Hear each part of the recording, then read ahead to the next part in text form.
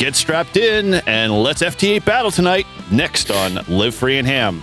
Hello and welcome to the Live Free and Ham podcast. This is our weekly show where we discuss ham radio topics in New Hampshire, New England, Florida, and beyond. We're thrilled to have you here. So whether you're a regular listener or tuning in for the first time, we appreciate you joining in tonight's episode. So let's get into the show. I'm your host, Eric, callsign N1JUR, and I'm with my co-hosts. It's Paul, N1OG. And Todd, W1STJ. And we got a special guest tonight. Yeah, that's me. It's Dude. My name's Sean, and I run or am part of Dude Tested. There you go. Nice. All right. Well, we're going to get more into that at FT8 battle tonight. So strap in and get ready. Hopefully you're looking forward to topic tonight. But like we say, we always want to get in and let everybody know how you guys can continue to connect with us and the community.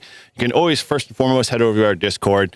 You can use that in all of our show descriptions and links and on our website as well. And that's where all the conversation is. So please definitely come over there and hang out with us in the community.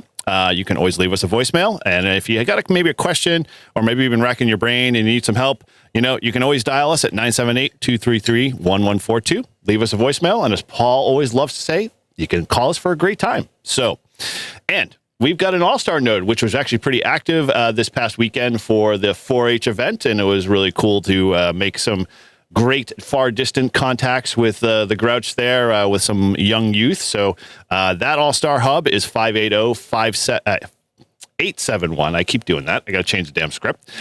So again, that's 580-871 is the all-star hub there. And usually Grouch, myself, and Todd are all hanging out in there. So feel free to join in and say hello.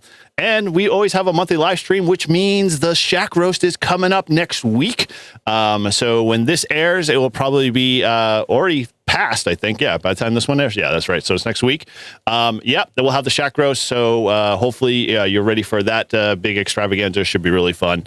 And looking forward to, the secret formula for scoring created by the Grouch himself to see what he comes up with this year.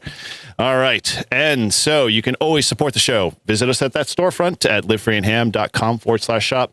Become a Patreon member, and all of our Patreon members, as always, get all of the free perks and stuff way before it gets out to the public. So head on over to our Patreon link, or you can check us out soonly soon. We're actually getting pretty close for memberships as well in the YouTube world. So that's creeping up pretty good. So thank you guys all for subscribing for that. And as always says, Bob always says, you can join for as little as $3 a month. It's not a big expense. All right. Well, that's very true. So let's get into our first segment here. Ladies and gentlemen, can I please have your attention? I've just been handed an urgent and horrifying news story. Hey everybody, we got some news. Slow down, Boog. Let me handle this. We've got some news. I've got bad news and bad news. I have reviewed ship's personnel, Captain. Congratulations. Yes, you got some mail. We got some mail in the WinLink bucket there this week. So over to you, Mr. Grouch. What do we got? All right. I just realized I opened the emails without actually reading them. So this first one is actually a reply, and it is Prep Ham Paul replying to Chris's last email, where he had written to us from the frozen tundra of Wisconsin. Mm-hmm. And so Paul replied to everybody, and so he said, "Well done, Chris. I saw your short. Ham sticks are a great option in the winter. I just did a late shift POTA with one on the 40 meter on the other day. So stay warm and POTA on." That's Mike and 2MAK that said that. And Paul said, "Very cool, Chris. Just watch your short. Bag mounts and ham sticks are great options." All right, so there we go. We get two replies in that one. I didn't realize they were both in there. He was so excited. I was like, oh, there's three. But yeah, two of them were replies. So anyways, the other one is from N2MAK, subject line of "Yo." He writes, "Hey, Paul and Eric, I just figured I'd drop you a quick email to show your inbox some love while checking in on WinLink Wednesday. I'm using one of the 64-to-1 prototypes from Reliance Antennas on 12 meters for Warp Band Wednesday. Woohoo! With some spare speaker wire and a cheap fishing pole mast on my deck. I'm also testing out using WinLink with the G90, so if you get this, then we know I got it working right. You sure did, Mike. Damn. Anyway, I'm sure glad y'all are busy, but keep up the good work. We're looking forward to more podcasts and videos. 7-3, Mike, and 2MAK. P.S. Hello, Todd. I didn't forget about you. He's my boy. Well, see, Todd, you are missed. There are people that do care. Like, we care too, but I'm not saying we don't. But I'm just saying there are just many more out there. All right, Mike. Well, nice job there on the win links as always. You never disappoint. But that time it could have been a 3-fer instead of a 2-fer in that case. But hey, you got goals to shoot for, my friend. Goals to shoot for. Cool. All right. Well, there's nothing else there, no voicemails. So we're going to roll to our wonderful segment here, which we know is, one that Todd truly loves and enjoys. It's everyone's favorite segment. And now, a little something extra with Todd. W1STJ. Still a general. All right. Well, this is our little segment we call a little something extra here. This is where Todd studies, but really studies for you to hopefully help you get your maybe extra or general or technician. Todd is here for you. And that's what we want to stress with this episode here, because it's going so long in terms of time that Todd gets his extra that we might as well just start, supporting those around us. But with that, every episode, we pick those 3 questions, and sometimes he sees those questions over and over and over until he gets them, where they should be, and he can check them off on the good side of stuff. But you can follow along. Visit hamstudy.org. It's an awesome resource. It's a great tool to help you prepare for all of your ham radio exams, and it's always recommended by 4 out of 4 volunteer examiners. So with that, I hand over the reins to our VE Quizmaster. Take it away, Paul. All right, Todd, question number 1 tonight comes from sub-element number 3. And the question is, what type of polarization is supported by ground wave propagation? Is it A, horizontal, B, vertical, C, elliptical, or D, circular? Ooh. I've had this one before. Yes, we have. I had forgotten what the answer was. I'm going to go A, horizontal. All right. Well, Sean, you want to throw your hat in the ring there and see if, you got an answer or a pick? No, that's a cool answer. I like it. Okay. All right. Well, I'm rooting for you, Todd. he is also a General Todd, just so you know. Oh, nice. So, welcome to the cool club. Exactly. Right. Now it's even. Paul and I are extras. So you get definitely something in your corner. Man, I think it's elliptical, but I'm gonna go with C. Wow. All right. Nobody pays attention, apparently, because I will tell you, we've had this question numerous times. No. What do you do when you want to really take advantage of ground wave propagation? I call you. Yeah, a circle. No, you stick a freaking telescopic whip in the ground, and you run a vertical. It is not horizontal. It is vertical. Vertical. When you want to take advantage of ground wave propagation, you want a vertically polarized antenna. Well, one day when I want to take advantage of it, right now I just cuddle up with it. All you gotta think is if I want ground wave, I'm gonna play with my Wolfer recoil. I play with my Wolfer recoil, but I don't think that. Or my buddy pull. Or his buddy pull. Oh, well, that's an elevated radio, but close. But yeah. All right. Well, you proved us once again wrong there, Mr. OG. I'm okay with it. Okay. Hey, it's all right. It's all right. You will get that question again. I guarantee. Someday. So question number 2 comes from sub-element number 5. The question is, What is admittance? Is it A, the term for the, hang on, I gotta look at the other screen. The term for the on impedance of a field effect transistor. B, the term for the gain of a field effect transistor. C, the inverse of impedance. Or D, the inverse of reactance.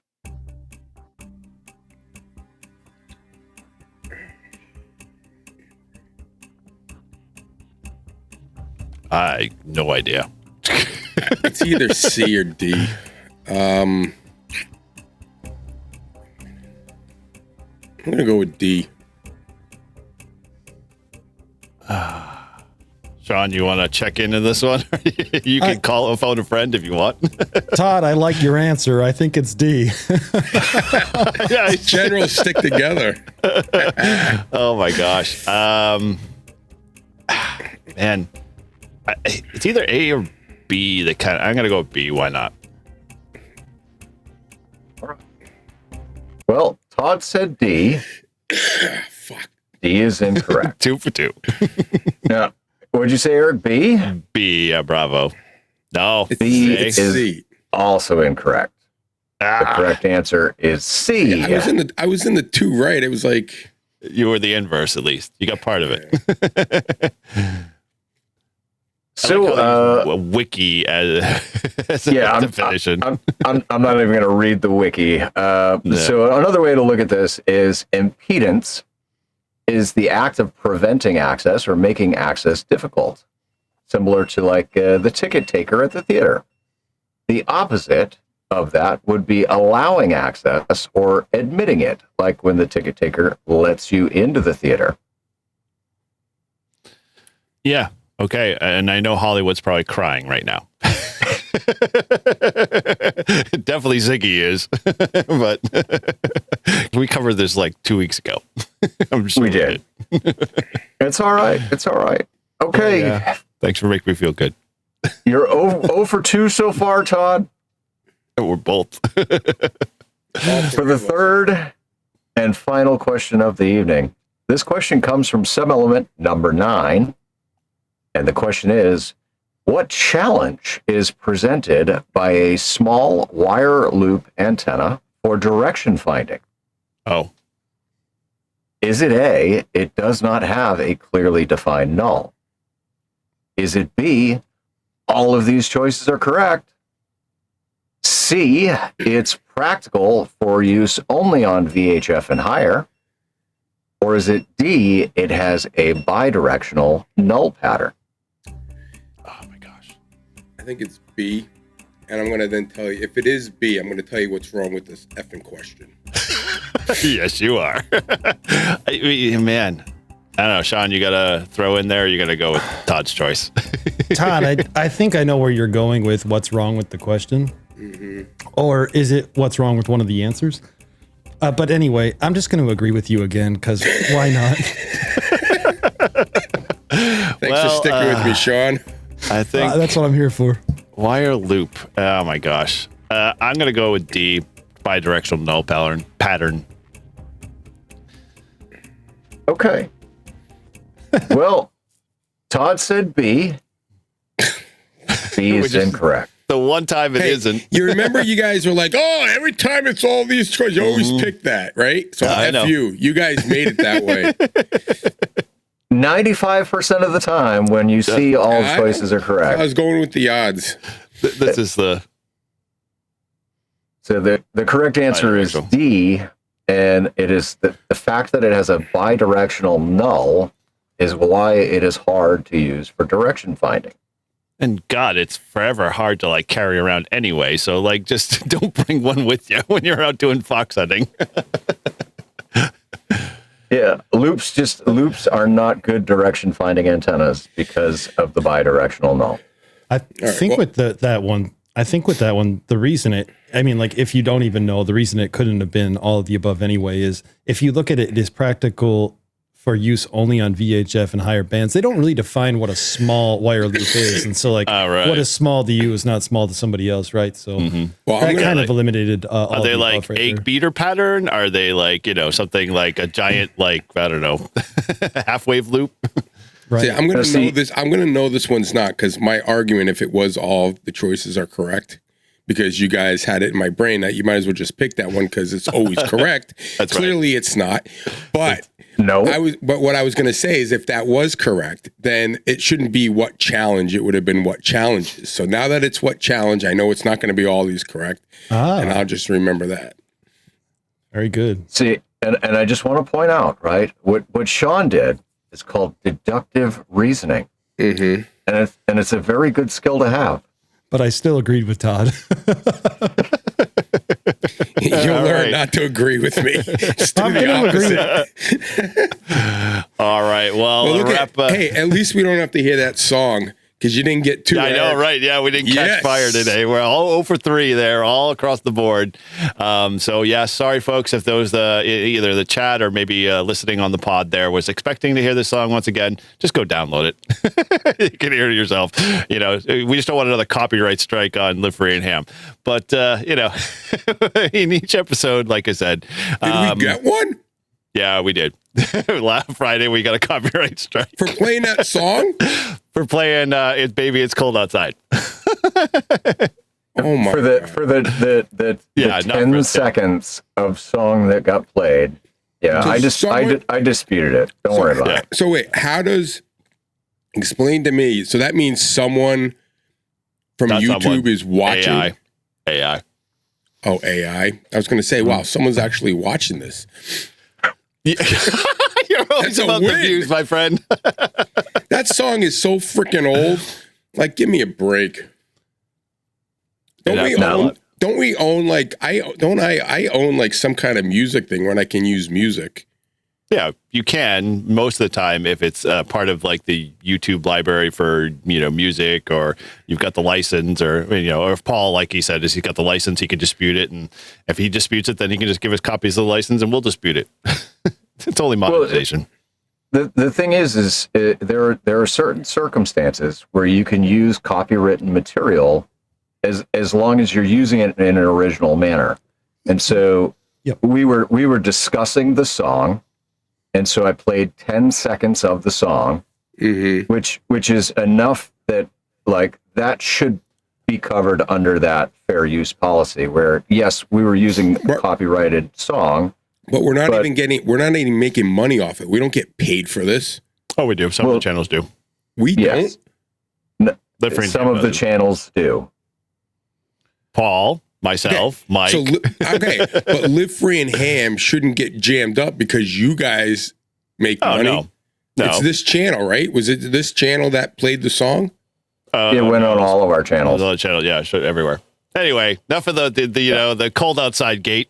2025. There we go. There's another one. All right. Well, let's put a bow on this one. Maybe you're studying for your general technician or extra class like Todd is. Then hamstudy.org is going to be an awesome resource for you getting your ticket. And maybe if you've actually, got your license just recently, or you've upgraded, we want to hear about it. So, Paul, anything that you know of for folks that recently came through, either with Flag and Torch or anything? No, I haven't gotten anything. Okay. But for some reason, I don't have the test session in my phone, so pull it up. Because I know we have a test session coming soon. Yeah, I think it's next Sunday. Oh, cool. Oh, yeah, for our club stuff. Yeah, that's coming up soon. So, very good. So, yeah, I would have to say maybe if you've recently upgraded or you've got your ticket or whatnot, then, yeah, send us an email, livefreeandham@gmail.com, or hit us up on the Discord. Let us know you got your ticket, and we'll make sure we sit and rejoice with you on the next episode and give you a shout out for all of that hard work you did to get to where you're at. So, awesome. Yeah. All right. Yeah. So next Sunday, 2 p.m. Eastern, we have an online test session for the club. Well, there you go. If you want to test under the Grouch's regime, feel free. It's our club, the Grand State Amateur Radio. But look us up, and you can find us on Ham Study. It has all the lists up there, right? Yep. Cool. All you got to search is N1QC. Yep. Yeah. And all right. Well, in that, we are going to dive into our usual Ham Radio Week catch up. So, as Sean being our guest of honor tonight, what's been going on in your Ham Radio Week, buddy, or not at all? So, go ahead. I've been working on trying to come into some kind of positioning system on the FT8 Battle Royale. So, I've been making a lot of digital contacts this week. But somewhere around Wednesday, I demonstrated this new calculator I've been building, which will show you based upon like what toroid you have or what piece of equipment you have, how much winding you should give for an ideal choke on the bands or the band or the bands that you're looking for. So, yeah, it's a choke calculator, and I went ahead and built the dipole just to make sure it had functioned correctly. So that was pretty fun. Always nice to kind of get out there and get hands on. Yeah, the calculator will come in super handy, I'm sure. Yeah, it definitely will. Like, I think for like new people coming into radio, they want to build, they get so caught up sometimes on the theory that they don't just kind of like jump into it. So if there's an easy to follow website and guide that shows you how, you get your feet wet, and then eventually you'll get into the more detailed aspects of things is my thought on it. So, because it's so cold out here right now, I've had to find a lot of indoor tasks to be accomplishing. Yeah, I know you're feeling, man. It's definitely the same up here. And, I don't want to be stringing antennas up at all if I can't out in that weather. That's for sure. So very cool. All right. Well, good to hear on that one, and looking forward to seeing that calculator. And it's always cool to have those tools out there because, a lot of the new technicians coming in have zero foundation whatsoever, to build from. So having something like that as a leg up is always a good thing for sure. All right. Well, over to our usual guys. Grouch, how was your Ham Radio Week from this week? Well, let's see. I talked to some kids on All Star. Other than that, really, I guess it's ham radio adjacent. My little, AI companion that I'm building. This is it's an interesting thing. I know absolutely nothing about coding, especially Python. This is a whole nother world for me. So last night I had everything up and running really, really well when I went to bed at 1 a.m. And then when I started tinkering again with code at 7 a.m., I ended up spending the whole day fixing all of the mistakes that I made in the morning. So here we are. I am now back to square one, which is where I was when I got up this morning.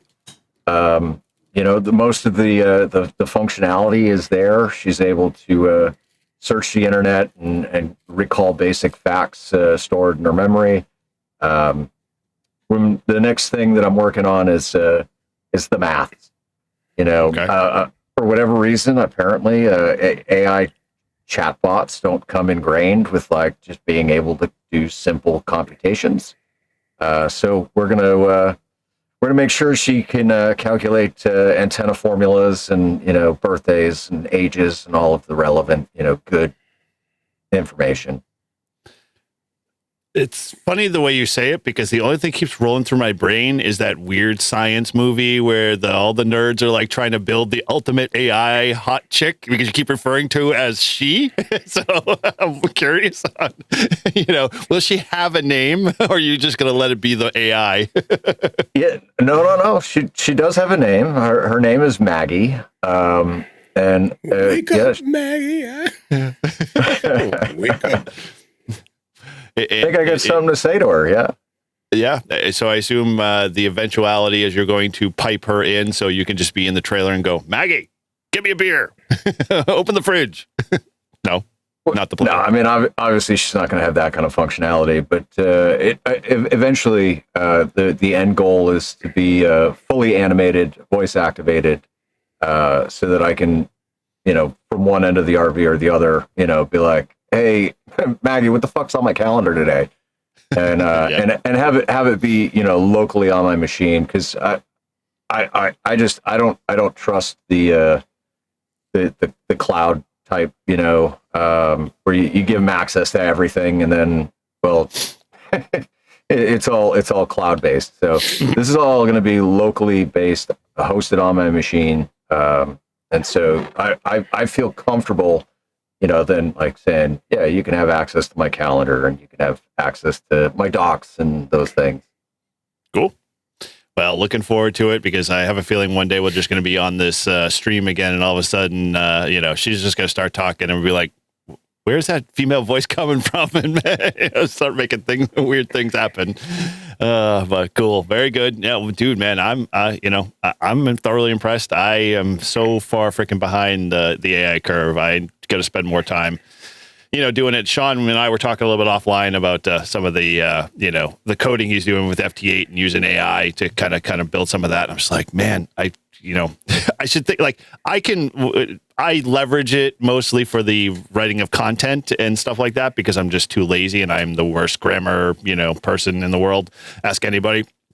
And so most of the time it's like I'll use AI for, writing, everything under the sun. So even like building websites, I ended up building a website for, why did I forget? Dennis. And when IMW for our Northeast section ARL, and like he's like, it took you what, 10 minutes? I'm like, yeah, literally 10 minutes. The longest part was me to go upstairs to get my second cup of coffee, come back down and proof it to make sure it was all right. So yeah, it's kind of crazy.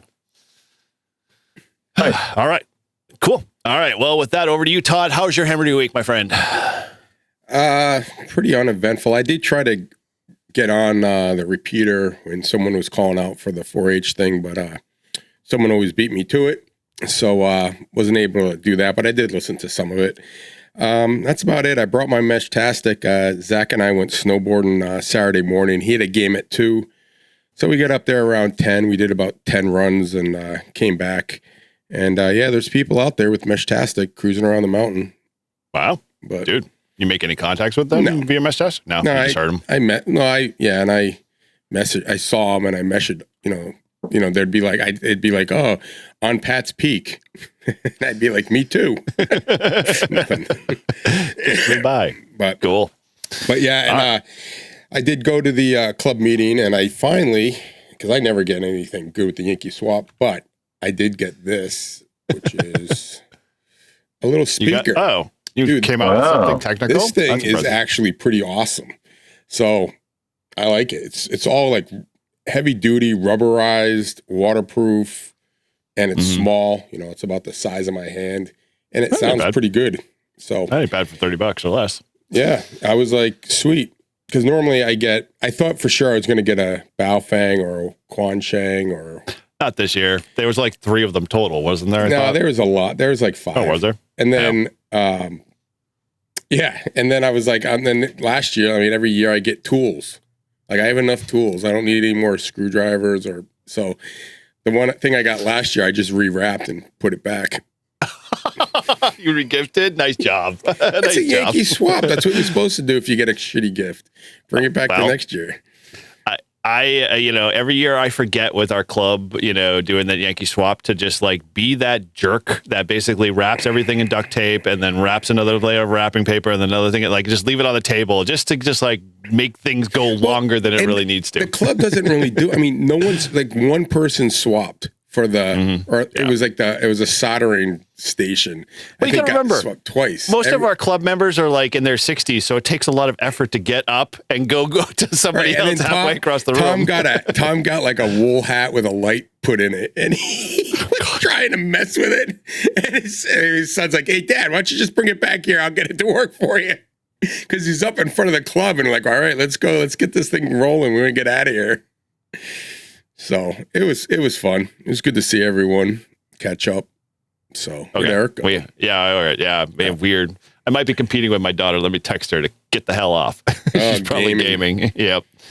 So that's all I had for ham radio. Didn't do any studying. I've been really busy at work, and the holidays, everything just sucks. Just so much Christmas shopping, and then going back and forth with my wife about getting what we're getting for the kids, and So hopefully I'll have some time next week or this week coming up to do some more studying. Anyway, Eric, how was your ham radio week? Do any POTAs? Sadly, no POTUS, man. It's too damn cold, and we've had so much snow that I take my ATAS off the truck, so I keep forgetting to put it back on. Just from a weather standpoint. But we had, as Paul mentioned, we had the 4-H event with all of the youth there up at the Krista McAuliffe Discovery Shepherd Discovery Center, which is basically Planetarium. Planetarium. Yeah. Great place. We set up and we had a table that I swear Tim and all of his wife and everybody got swamped with kids. I mean, it was literally like a line building up. Everybody get their name in Morse code. Because like, what the heck is Morse code? And like, these are ages like for Sean, they're like ages 6 to 12. So they're like, oh man, I got to deal with the brass key and pounding stuff out. And so, very popular. And then we have a couple of HTs, that we, set up QSOs with, guys on repeaters. I had brought the All-Star, which I was going to mention to you, Todd. You should have had your All-Star with you, and then you could have, made contact there because it was a lot quieter on that end. Grouch was really the only one that was, plugged in and answering questions from a lot of the kids, but they were blown away. They were like, you're talking to that little internet device and that little computer there through the HT to someone in Florida? I'm like, yeah. And he's just like, wow, this is crazy. So it's really cool to see little kids. Did they do any HF stuff or? Yeah, so the HF station, there was. I mean, they definitely were making contacts as a special event station for N1QC. 10 meters was on fire, but 10 meters was that contest weekend. So like everybody was, making noise. So it was really hard to find spots. But yeah, Shannon was there. She basically made a bunch of contacts, which wasn't surprising. Like literally once they opened up the HF station, it was like, where's Shannon? Oh, she hasn't left the seat. She was literally there. Like she can't leave a radio alone. She has to make contact. So yeah, so she did that. And it was good. I think Shannon and I would be good POTA partners. I think Grouch and her do pretty well too. So, you might have a little challenge there. Well, I'm just saying like, we don't like to stop until we get everyone right, and you two like to just pull the plug.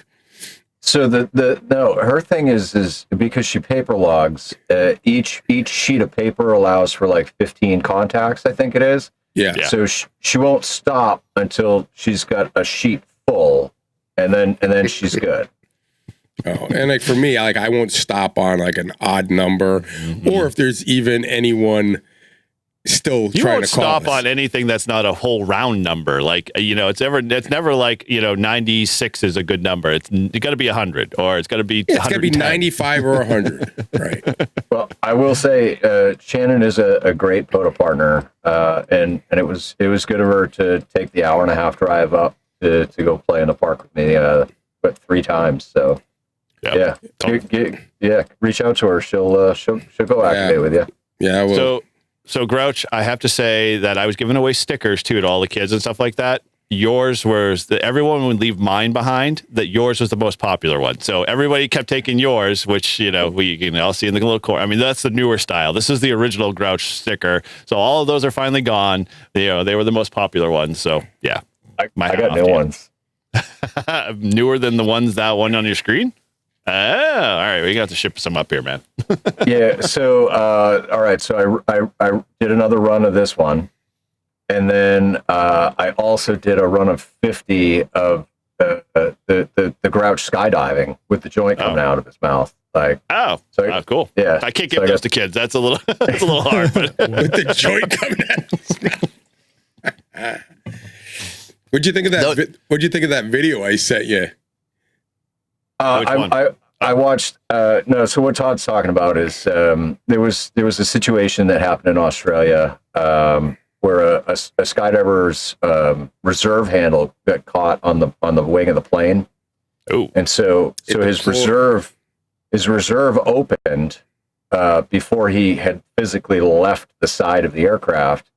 It pulled him into the tail, and like he smashed both his legs, like his shins on the tail.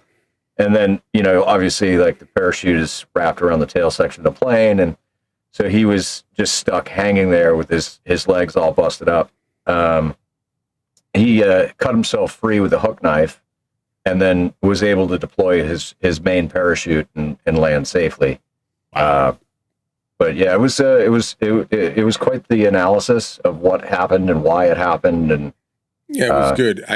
I just was like, I mean, because it looked like, he got it caught like on a handle or something on the door, right? And it, as he was going out, so the handles are like mid chest. There's the reserves on your left, and the cutaway is on your right. And so his reserve handle on his left is what hooked on the flap of the plane wing. Wow. And so it just deployed his reserve before he even left the aircraft. Yeah. Man, that's gotta watch your handles. Yeah, funny. The few kids that you got to talk to, I kept telling them, I was trying to pepper them with like additional conversations, like points. I'm like, hey, talk to Paul. He's obviously a skydiver. And they're like, he skydives? I'm like, yeah, he skydives with an HT too. They're like, he skydives with a radio? And I'm like, yeah, so then at that point, they get distracted and, wander off. But you always have to chase them with the radio because they keep it with them and then they're wandering around the museum. But I'm like, man, I should have brought that video. You're going to have like all these kids that's going to go viral on TikTok, and all these kids are going to be running up to your trailer. Paul, the skydiving radio guy, can we talk to you? I want the joint picture. Give me the joint sticker. I'm just Apostle Paul. If there's worship to go around, it's got to go to Parachute Jesus. Yeah, that it does. Well, you mean past the plate has to go to Parachute Jesus. Yeah. So very cool. All right, guys. Well, enough of all of that fun and semantics there. So we got an awesome guest on tonight, and so maybe if you're like us and our in our usual winters and whatnot, we usually try to do some FT8 type activities. And way back when, in the we'll say dark times of ham radio, I don't know, there never was, but when we were all looking for some fun stuff to do, and digital was kind of randomly new to everybody. Back in the early COVID days. Yeah, exactly. Right. Yeah, good point. That Sean, created this FT8 off, which became super popular. And everybody, like I know in our little circles, here on the Northeast, loved it. I mean, we were like glued to our screens every night, battling each other. That's when we were using the ham phone. Because the whole club was on the ham phone talking to each other while we're doing FT8. Yeah, we used the VoIP conference bridge, and we're all just like, giving each other crap while we're busy making contacts and trying to figure out the intricacies of, how to position ourselves well. And then, obviously things changed, and, then the dark times appeared and there was no FT8s. And so we were doing all these things, but it always came up every winter time. It was like, man, I really wish we had like this, place we all could gather. And then lo and behold, I see this thing kind of come rolling in. I'm like, FT8 Battle Royale? What's all this? And I started watching Sean's videos, and then I started participating. And then, Tortoise and I have been constantly tormenting each other via text message. He's just like, I'm on FT8 right now, and I'm working 20. I tried it all, and so we're just, razzing each other back and forth. And, it's a great setup. So, without further introduction, Sean, tell us a little about yourself for those that don't know, do tested and then kind of roll into the whole FT8 stuff. Yeah, thanks. And thanks for having me. So I started a YouTube channel around 2020, actually before COVID was like a thing, right? And when COVID kind of hit, then I decided I had to kind of figure out what to do. And I started making more videos because we had more downtime, and it just sort of naturally progressed. And somewhere, I think it was around December or November of 2020, Carlos was on my stream. It might have been 21 at that point. I think it was 2020. But Carlos was on my stream, and I was introducing him this concept I had where we can compete against each other in FT8. And this all leads into the FT8 Battle Royale, because it's all the things that you do along the way, the people that you meet, and the ideas that you get. So Carlos came on, and then there was a while where T.O. had come on. And finally we were like, well, why don't we make this a thing? So we had FT8 off, and we had some coders from the East Coast. Dan Beersnack was one of them, and Jeff as well. And, you got to give those guys credit. The idea there was always, okay, we have to have a competitive mode for FT8. I had more ideas that I just never was able to fully, get off the ground. And so when the FT8 off ended, I started to try to come up with more and more ideas, and ideas hit. I have quite a few that hopefully will add on to what we're about to see and talk about. But shortly after the FT8 off, I started streaming these ideas and these concepts again. And then it was like 2 years later, 3 years later, where I finally started to sit down, and eventually it started where I was coding things in Python and I was sending them to a Discord server so we can get our point tallies and so forth. And I had a pretty good system down of this FT8 competitive kind of game, but I had no front end. And we were speaking earlier about AI. Now I did go to school for some coding, both actual programming languages and then something like HTML, CSS, and so forth.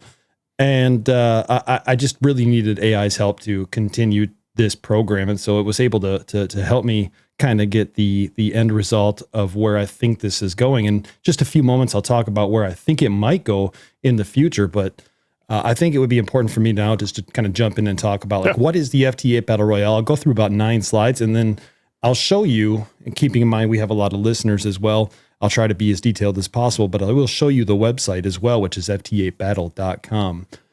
So what is the FT8 Battle Royale? And the concept is it's a real-time competition, which is built on top of the amateur radio FT8 and FT4 digital modes. And every radio contact becomes part of a live battle. And that's basically simple as that your points are tallied up. It's a battle and you're competing against each other. How it works, you connect your WSJTX server or software to the server, and every QSO earns you points, updates the leaderboard in real time, and you can steal the points from other operators, which is like a really cool key feature. I love that feature. I'm still trying to figure that out, but yeah. yeah.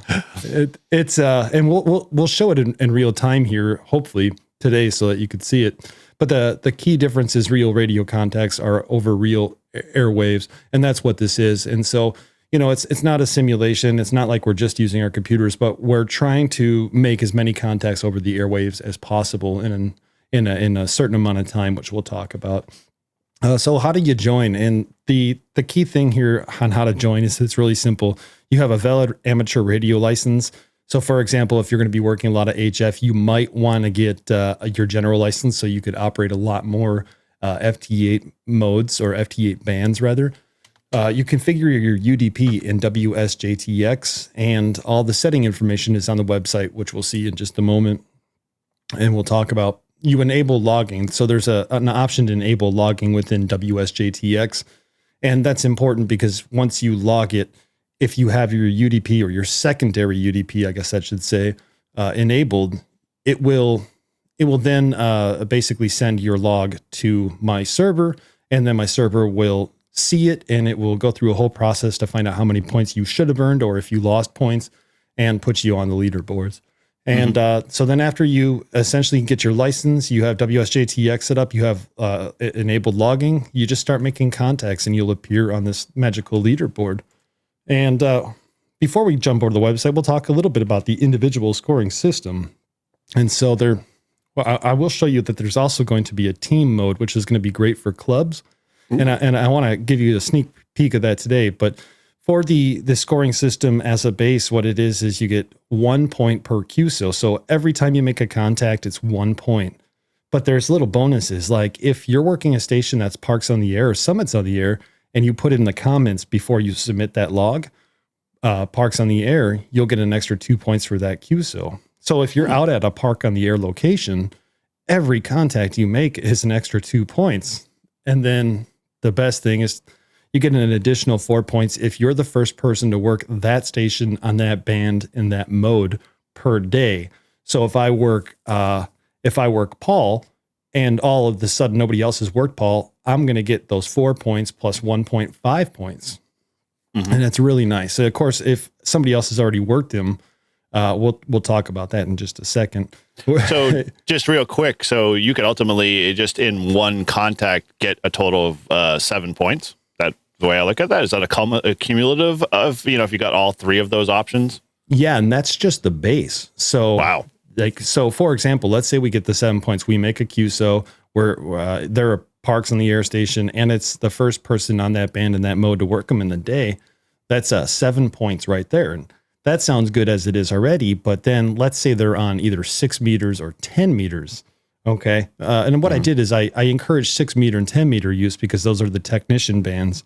And my hope is if we can get more interest out there in 6 meters and 10 meters, more people will play, but they might be more provoked to get their general license. So if you get 7 points and then all of a sudden you work those 7 points on 10 meters, it's 7 points times 1.5 multiplier. Oh, wow. But it gets even better because we talk about this being the FT8 battle royale, but it's really an FT8 or FT star battle royale. So FT4 is a mode too. And you could get 2 times the points of all that for working FT4. So theoretically, you can get like somewhere around 40 points for a contact on FT4, 10 meters. Wow, dude, that's amazing. Which is great because we haven't even spoke about happy hour yet. Oh boy. but like, let's say, you log the same person twice in the same UTC, because each of the competitions start at 000 and go to 2359. And so if you work that same person on the same band and same mode on the same UTC, you actually lose 2 times the points. So if you would have got 7 points, it technically you'd lose 14 points. It teaches you to be a little cognitive of what you're logging. Mm-hmm. Okay. And by the way, I should probably point out that a lot of these things right now aren't necessarily set in stone. We've been testing the waters for quite a few months now, trying to see what works, what maybe wouldn't work, and what is well received within the community. Mm-hmm. So point stealing, though, we just talk about all these points that you can get. But the fact is maybe I earned 40 points. And then later, Todd comes along and Todd says to himself, I think I'm going to go find out who dude worked. And then all of a sudden, Todd is stealing my points, because if he makes that same contact on that same band and that same UTC in that same mode, he steals the points from me. So he gets his points plus the points that I had earned. So they're kind of cumulative in that sense, right? Okay. And it gets really fun, especially when you're fighting for first or second place or divisions, which we'll talk about in just a moment. Pays to be a thief. There you go. And then, so the point chains and then the daily reset, which I already spoke about. And we talk about happy hour. And today this morning, I implemented a new feature as well. So happy hour, it runs right now from 1700 UTC to 1759 UTC. And my hope is that I could find a time that works for everybody around the world. But in the future, we might have to add a second happy hour just to kind of balance it. Okay. However, there's this cool thing that I added this morning, and it's called the all-time high happy hour.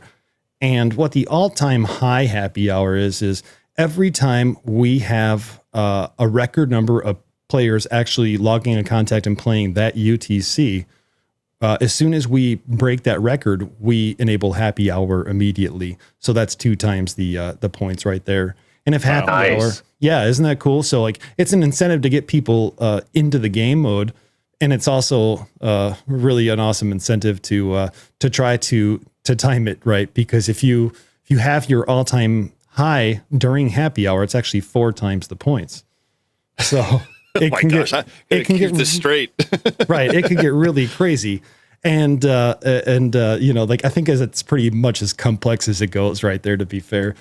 And the nice thing is there's a whole rules section made up and everything like that, but that's the core of it. If you're individually playing, that's how you get points. And you might be asking, well, what are the points good for? And it's like the Drew Carey show, they're all made up and they don't really mean anything, but right. If you would like them, if you would like them to mean something, I've created divisions. And so the more you play, the more you could go higher in divisions, or you can go lower in divisions. And the way you do that is so for example, you start off as bronze and you can go to silver, gold, and elite. And as you start off in bronze, you can't demote from bronze because there's nothing lower than bronze. But the top 10% each week at the end of that UTC, the top 10% in bronze will promote to silver. And the top 10% of silver will go to gold, and the top 10% of gold will go to the elite tier. And then vice versa. The bottom 10% of elite will go to gold, and the bottom 10% of gold will go to silver, and the bottom 10% of silver will go to bronze. So basically, go ahead. 2 questions on that. So if you move up to another division, there is always the possibility that you could fall back down to bronze if you get to a place that you're not playing consistently. That's absolutely correct. So if, like, for example, let's say you get up to elite and then you stop playing, you'll start losing rank. You'll probably go down to gold in a week, and then you'll probably go down to silver in like 2 weeks. And, eventually maybe you'll hang around silver for a few weeks, but there's also coded in the code that says if you're inactive for more than like 4 weeks, you're going to be off the leaderboards altogether. That's not to say you can't come back on in the future, but the reason that had to be implemented was if there's 100 players playing in bronze, but they're not really actually playing, and then there's like 4 people who are really playing, those 4 people are just going to promote no matter what, because there was a bunch of dead weight, if you will.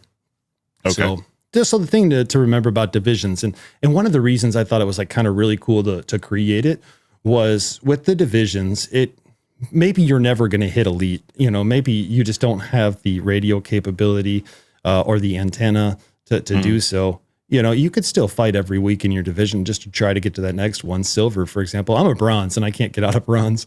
And I guess I could cheat, but so I fight every week to get into silver. I didn't make it this week, maybe next week. And then when I get to silver, eventually, if we get enough players, you'll find a division that's comfortable enough for you, whether or not you promote to gold the next week, which is probably always the goal. You still had fun in your division, and you were paired with people who are pretty close to your ranking and the amount of performance that you could.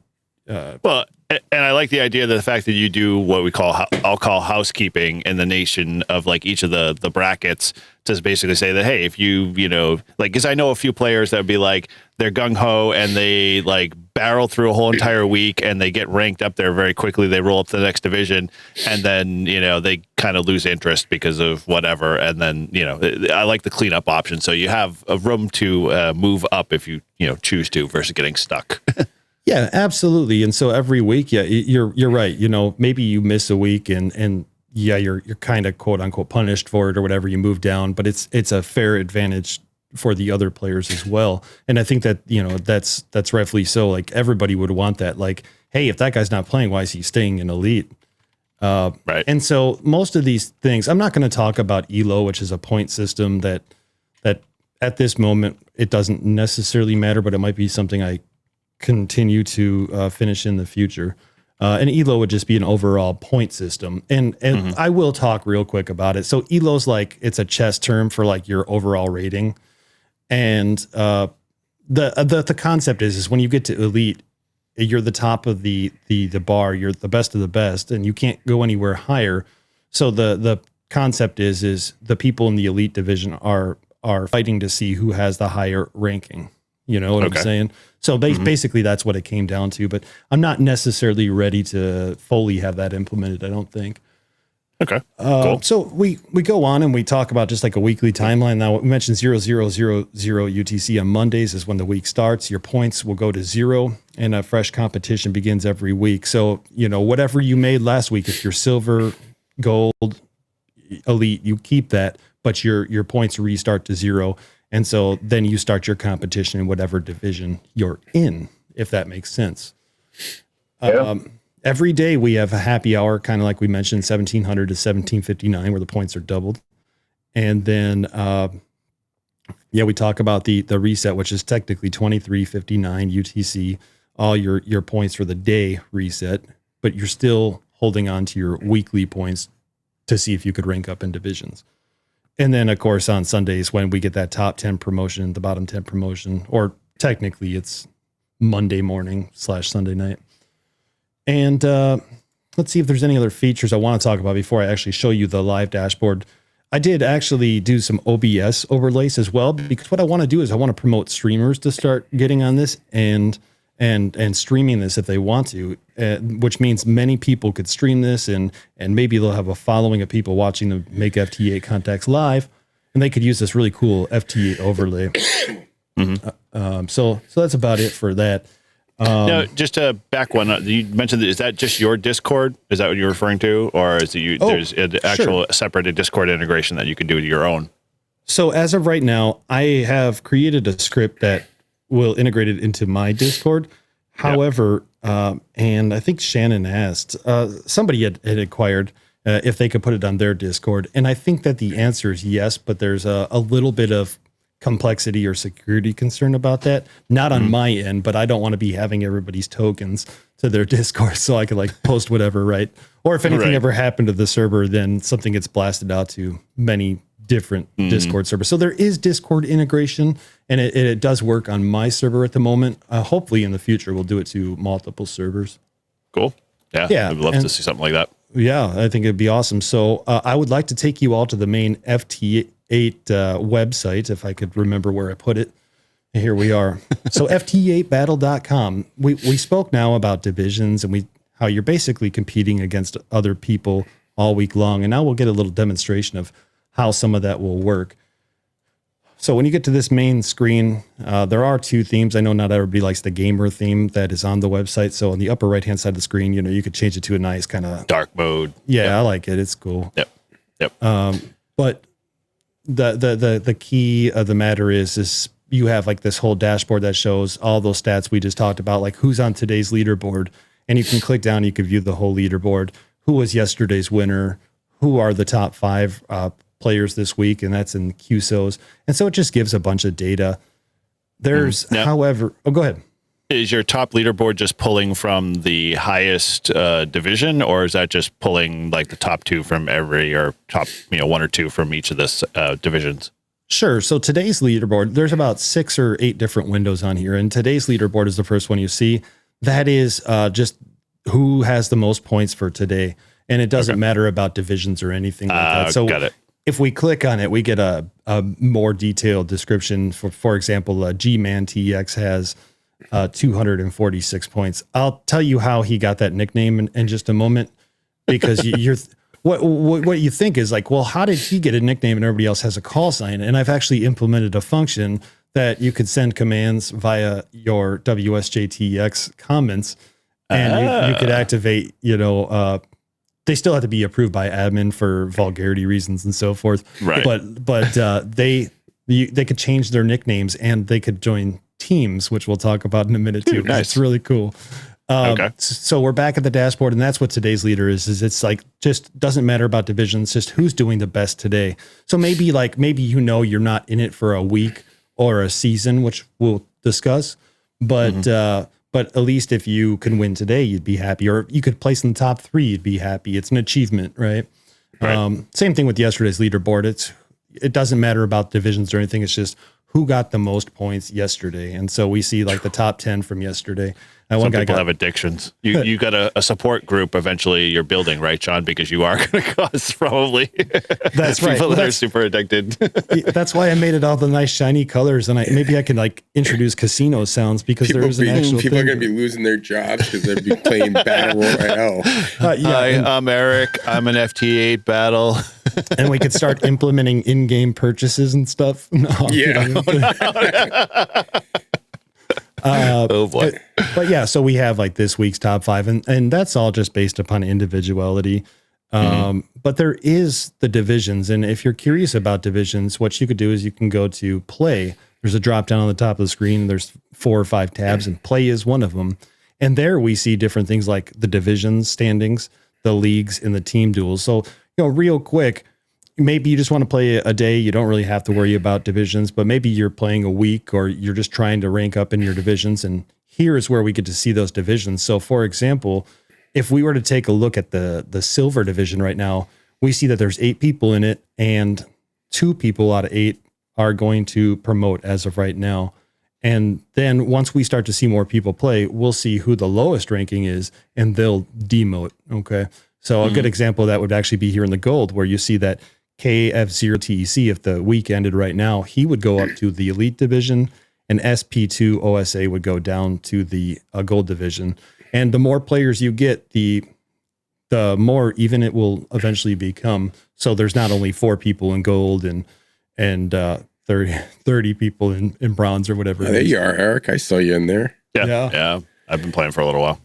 Yeah, there you go. So, so a lot of people might want to check out the divisions every day. So, and that is a reason though. Like maybe you want to play the divisions. It's a reason every day to try to get in the top 3 or the top 5 of each day for the point system, because then, in theory, you should be able to rank up in the divisions.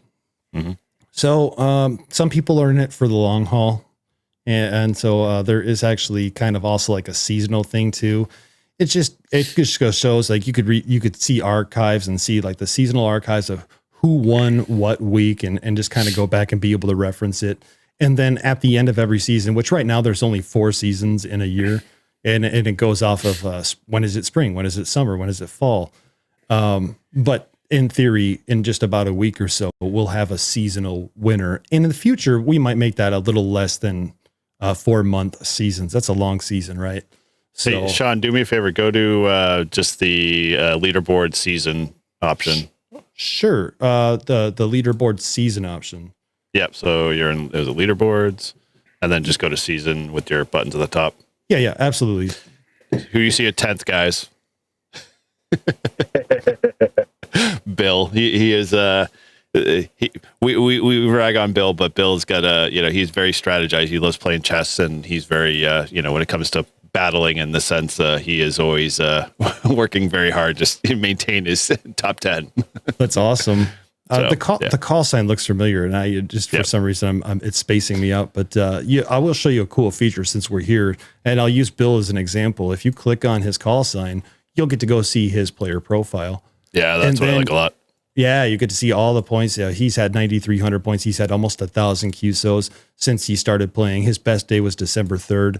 He's worked 10 bands, which is actually really cool. And then there's some cool charts, so it'll show you like your points over time. He started off really strong, like you were saying there. People start off really strong, and then they kind of dip out, Yep. And that's kind of what happened. But they'll return again when it gets cold. Now, what I would just as maybe if you're jotting stuff down feature wise, I know like remember WD4DAN did that little plugin you could plug over your website to be able to pull in your POTA stats. It'd be really cool to be able to just slurp in through like a plugin or some HTML code drop in on your own website to be able to pull just your own player profile. It'd be kind of cool.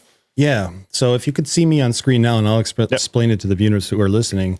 I believe that these OBS overlays that I've made should be the same kind of concept in theory. So I should be able to do that per individual profile. And definitely on the list of things to do. That would be cool. People could show it off on QRZ, like you say, on their website or, wherever they choose to do that. Right. I love that overlay.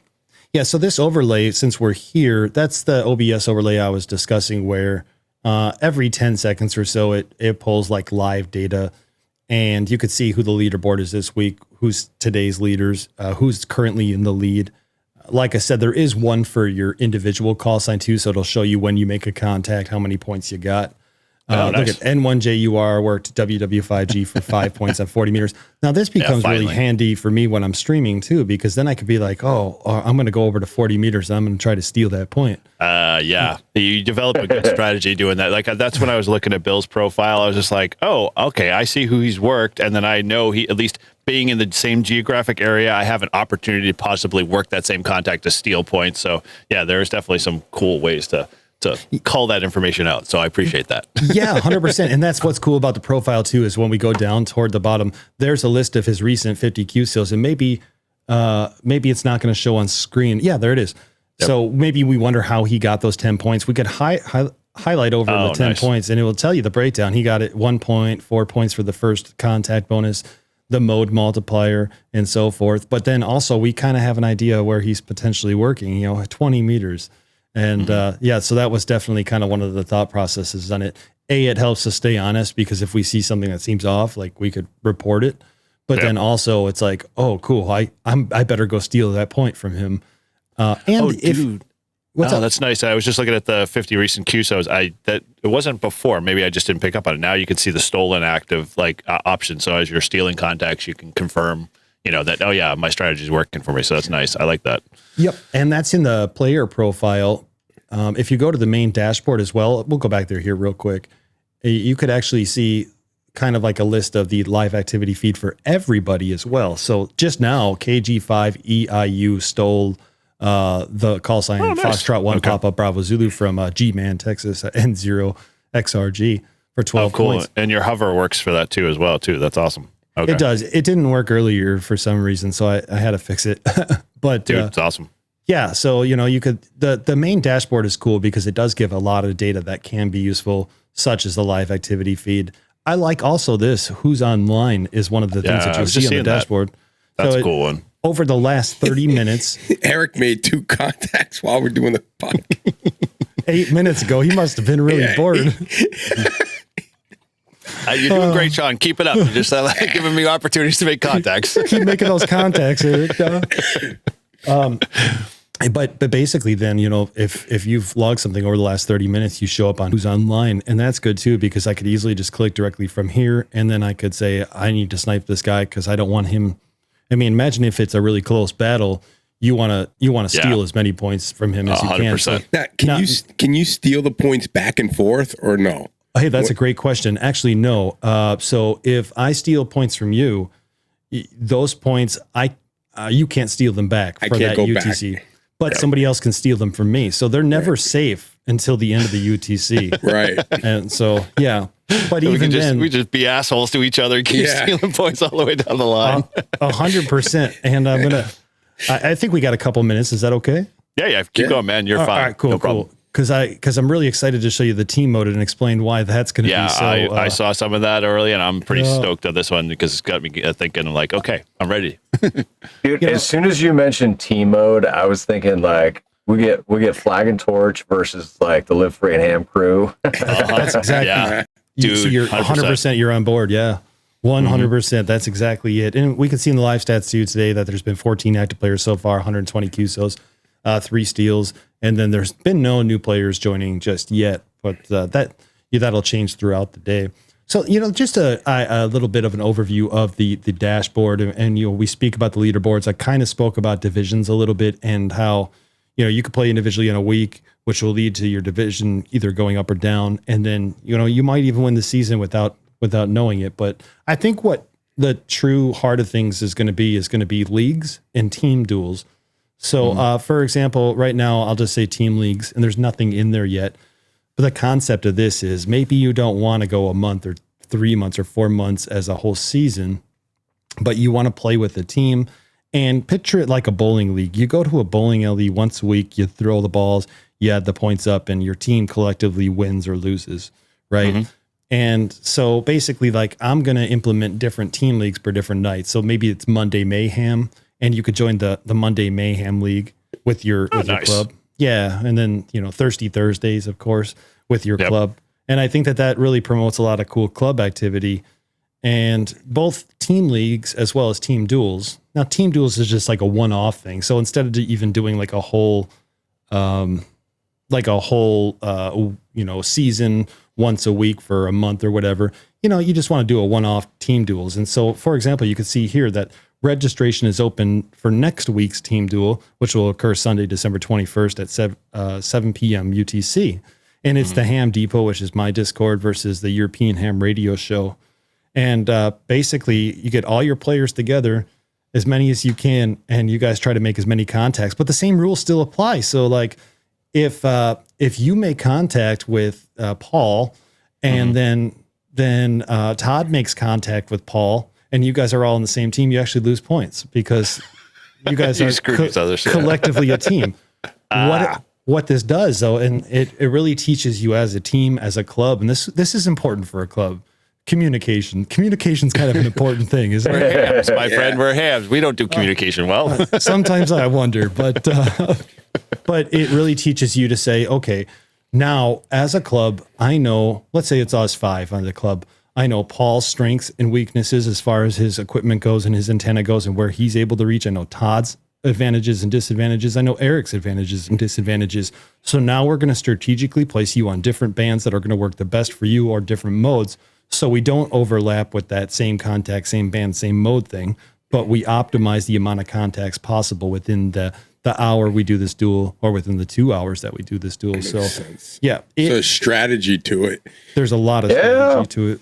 Yeah. So just a question in terms of like, so it's when you register a team, you register it on like the beginning of the reset of the every week, or you can register at any time during the middle of the week or whatever, if you're just going to do a team duel.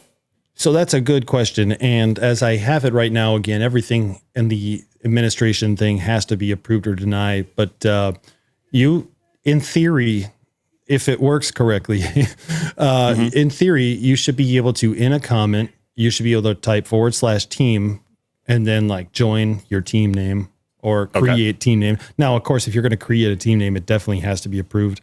But then once it's approved, I'll actually show you. You'll see it kind of like down here on the bottom of this team dual screen, and you'll be able to see all the different teams that are kind of like out there.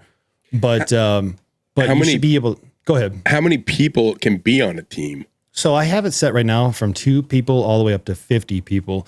And you're thinking, well, the people with 50 will like just totally dominate the guys with 2 people, and it's actually a points per player average, so it becomes a little fair, right? Okay. And of course, again, this is all, we'll call it. This is like a kind of like in a testing kind of beta mode, you know. Sure.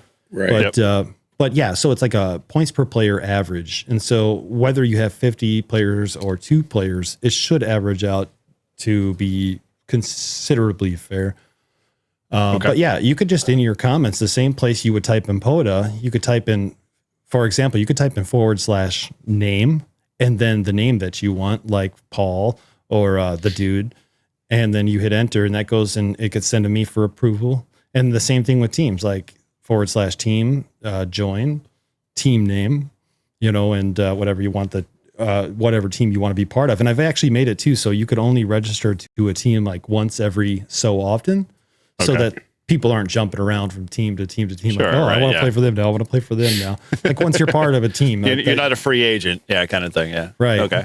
Even if you don't like, go ahead. Question with so obviously putting this, setting up your WSJTX, it's always better to have the prompt me to log QSO so you can actually make sure this is in, but that has to remain in the comments to be adding your QSOs to the team, or is it just a one-time thing kind of thing? Oh yeah, no, it's just a one-time thing, and that's a good question. Thank you for asking. So it's just a one-time thing. You put it in once, and after it gets approved, you're part of that team. And even if you're in that, like, let's say, for example, next week we have this European Ham Radio show Discord, and we're going to be playing for an hour against each other. So I'm part of that team, but I'm still also making contacts that apply to my individual stats. Okay. So you only have to do it once. You don't have to keep putting it in. And I'm sure I'm going to have to tweak that system a little bit more in the future. But for right now, I think it'll work okay. Yeah. Okay. So, so as a user, basically, you make your initial, whatever band you're in, you're just going to, make a regular contact you normally do. And then when the QSO confirm comes up, you're just going to throw that in there first time. And then do you have to go through each of those steps to be able to, obviously team register is the only thing you do that once as the captain only. And then how does, as a user, who wants to be part of that team, they're just going to do team join and do it once, and then that should automatically link them, or you have to still approve admin wise? Yeah, so that's a good question. And maybe there's 2 of those commands on there that aren't necessarily valid, and I should probably take it off of this at the moment. But basically, a team captain will either contact me and I'll set it up on the back end, or they could go through this team create. It will go into the admin and it'll get approved or denied. And then the only other thing you have to worry about then at that point is telling your friends and family to join the team by typing /team join team name. So the registered thing doesn't necessarily apply anymore. And the team status, how am I going to do that? I guess I would report it back to Discord and in the activity feed. But I think that could be spammed way too much. So I'll probably take that out too. So just pretty much worrying about team create and team join. So, those are the 2 things. It's very important that if you're working with a club that you guys come to an agreement on who's going to be the team captain, so to say, so they could create the team. Otherwise, there's 100 people trying to create the same team name. And here's the other thing, is because I know you're a one-man shop with this. Give Sean some leeway. Do you have a time frame as to how quick you want to get those approvals, out to people? Because if they decide tomorrow they want to do this and they announce it, and then lo and behold, there's a delay. Do you want to give people a general, give me some, 24 hours to respond kind of thing, or what? I think 24 hours is a good number, because then you could also get your team together to make sure everybody's comfortable and so forth. Because you're right, I'm not going to be here 24 hours a day. But I think if you, The odds are I could probably do it if you give me 12 hours notice, but just to be safe, like 24 hours would be cool. Give them some time, guys. Yeah, and we'll figure it out as it goes and Okay. it continues to grow. But I think that's a fair assessment. The nice thing is the admin panel has been written in a way where it's easy to see that somebody has attempted to join. So it's not like I can miss it, and so it should be pretty easy to also approve them. And so if somebody uses the actual / commands in their QSO to you, how do you reach back to them via just their QRZ email, or are you engaging them via Discord or? No, that's a really good question that, Eric, I really actually haven't had the answer to that yet. So like, for example, when the European Ham Radio Show put in, are you doing FT8 right now? I am. Yeah, I'm doing it now. Once I make the contact, I was going to try it. Yeah. So I didn't know if you want to do on the air. I'm going to show you the back end. Okay. And we can explain it. So go ahead and like, when you're done with that contact, I'm just waiting. Yeah, you could do like join, team create, and then give it a team name. And I'm going to go to the back end of things. And I mean, like, hopefully this works right now, right? You're doing it live. So cool. All right. Well, while you're doing that, I'll wait for the QSO. He's the one I'm trying to activate is a -6, and they're just getting hammered. So sure. And I'll show you right now too, like here on the back end, right? Whoops, my bad. Yeah. Different back end. So yeah, on the back end, basically though, I have like the ability to approve this. This individual wants a nickname, and there's nothing wrong with that nickname. So I just hit approve. Okay. But let me make sure before I get this guy -11 here. Yeah, no worries. Get him. All right, we'll keep plugging away, and when I get the pop-up, sure. I'll let Sounds you know. good. So I'll go back over here into the actual FT8 Battle Royale. So we talk about teams, we talk about leagues, which I think will be great. And that, like I said, I created that this morning, so it's probably going to require a little bit of work. And next week will be a really good like test of it. But other than that, there's like, you can compare stats. Maybe you're curious of how like you compare against a buddy. And so you type in your call sign, and maybe you type in like, I'll type in yours, Eric. So, and then I think actually we have to have like, sorry, I did that wrong. So just hit enter, and then N1JUR, enter. And I compare these two people on the screen, which it's really nice because I could be like, how does the dude compare against N1JUR? I have 4,000 points total. You have 2,400 points total, 543 QSOs for me. But I mean, even though you only have 2,400 points, you have almost as many QSOs as me. So I've been playing the game a little bit smarter, right? I'm working smarter, not harder, as they would say. And then there's a graph too, so you can get like their daily activity and how well they do each day. Torch's call is N3FML, guys, right? Or no, it's MFL. That's right. I wanted us. Yeah, there we go. I was typing in the wrong call and it wasn't showing up. Okay, cool. My mistake. All right, go on. Yeah. So, I mean, like there's just like an analytics page as well. If you're interested in streaming, if you go to the More tab, there's a streamer section, which tells you how to set it all up. And it's pretty simple. It gives you step-by-step instructions on how to add it into OBS, how to use your call sign. So for example, Eric, you were talking about earlier having this, so maybe it would display on, like for example, I said QRZ, and you should be able to do something with like one of these call signs. Yeah. Like this right here. Oh, so this, you just recently updated it, because last time I was looking at it, was like a month and a half ago or right around that. And I was like, oh man, I really wish I could snarf the code there. So it's cool. Awesome. Yeah. I think it was about 2 or 3 weeks ago we got that one up. Oh, nice. Okay. And so, yeah, I mean, that's basically how it works. I know a lot of people love rules. I mean, one of the things with the FT8 office, everybody wanted like really strict rules or whatever. So there is a rules section here. Whether or not they're good, we'll find out as the game progresses. But so far, I think everybody's been kind of understanding and getting a feeling for it and working things out. So that's about it as far as it goes. Of course, like I said, we have leagues and teams. And did you get that submitted? Still waiting for the guy keeps. Wait a minute. No. He responded to somebody else. What the hell? Come on. I get it. It's no worries. Oh, no. Here we go. Here, finally, R1. I got an 08 back. Come on. You want to work me. Let's go. I mean, you're almost a +0. Come on. So, and then call you on the mic.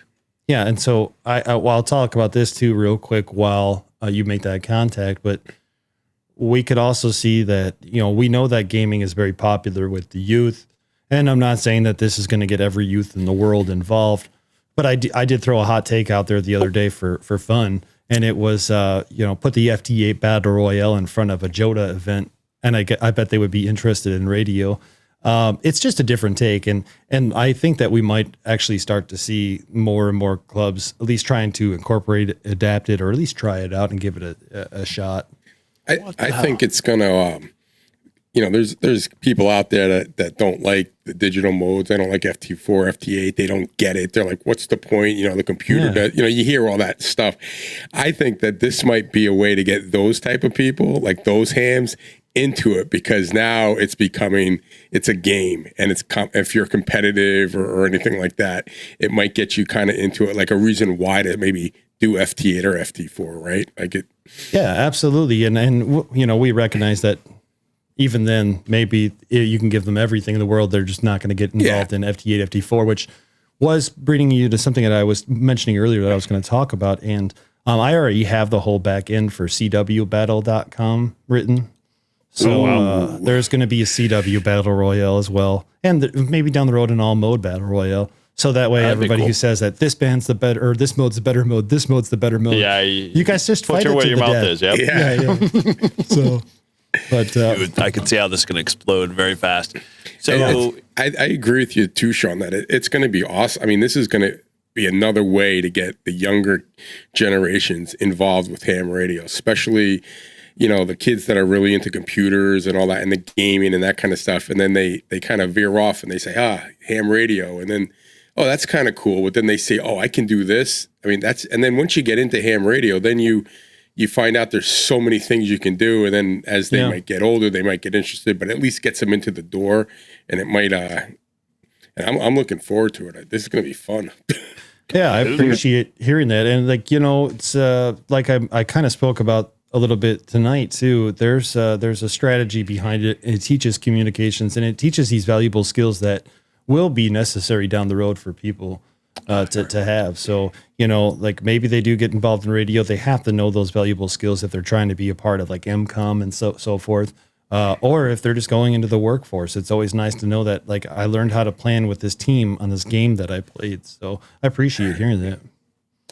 Dude, I gotta say, the documentation is phenomenal. Like, I mean, it just everything looks really nice. It's all clear.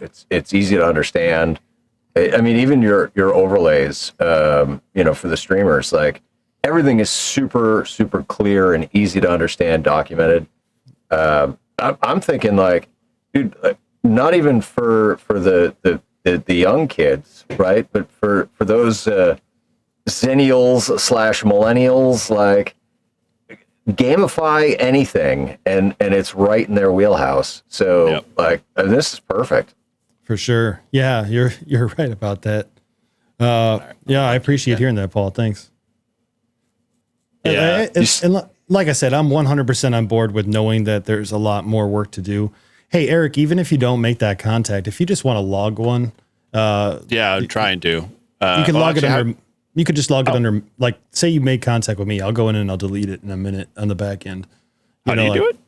So log QSIL and then change their call sign name to my call sign. I was going to suggest the same thing. Like, just freaking log a contact. Clearly, Eric's not very skilled at FT8. No, put it this way. I feed everything into my other logger, so I have never really done a local log from WSJTX. But you can't even make a contact, so what's the point? I am making a contact, but all right. Where the hell is log contact? It should be in the lower left-hand side of WSJTX, right above the frequency. Oh, there we go. Yeah. Okay, but then it didn't. Why is the window not popping up? Oh, so if you go to File and go to Settings. Yeah, I have it. And then basically prompt to log QSO and reporting. Yeah. You already have that enabled? Yeah, it's already enabled. Oh, interesting. So if I do log QSO, it's not popping the window. That's freaking weird.